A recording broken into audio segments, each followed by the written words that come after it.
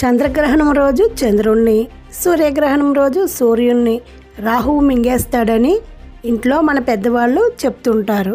కానీ దీని వెనుకున్న రహస్యం ఏమిటో తెలుసా? పూర్వం దుర్వాస మహర్షి శాపం వల్ల దేవుళ్ళు శక్తిని కోల్పోయి రాక్షసుల చేతిలో ఓడిపోవడం మొదలైనప్పుడు విష్ణు ఆదేశం మేరకు దేవుళ్ళు రాక్షసులు ఇద్దరూ కలిసి క్షీరసాగర మదనాన్ని మొదలు పెడతారు. అప్పుడు చివర్లో అమృతం బయటకు వచ్చినప్పుడు అక్కడున్న రాక్షసులు దాన్ని లాక్కొని తాగైపోతారు. అప్పుడు విష్ణువు మోహిని అనే అందమైన స్త్రీ రూపం దాల్చి రాక్షసులను డైవర్ట్ చేసి అమృతాన్ని దేవుళ్ళకు మాత్రమే పంచుతారు.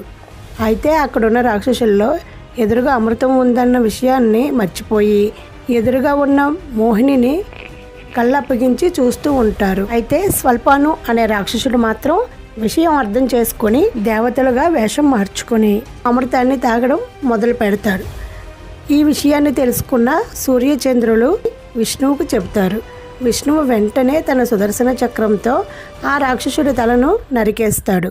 కానీ అమృతం తన శరీరంలోకి వెళ్ళకపోయినప్పటికీ తన తల అమృతాన్ని తాగడం వల్ల ఆ రాక్షసుడికి మరణం ఉండదు. ఆ మరణం లేని తలను రాహు అని, శరీరాన్ని కేతు అని హిందూ పురాణాల్లో మెన్షన్ చేస్తారు. అంటే తనను గుర్తుపట్టి చంపిన సూర్యచంద్రులను తరుముతూ తనకు దొరికినప్పుడల్లా వాళ్లను మింగుతారని, అలా సూర్యుని మింగినప్పుడు సూర్యగ్రహణం, చంద్రుడిని మింగినప్పుడు చంద్రగ్రహణం వస్తుందని పెద్దవాళ్ళు చెప్తూ ఉంటారు.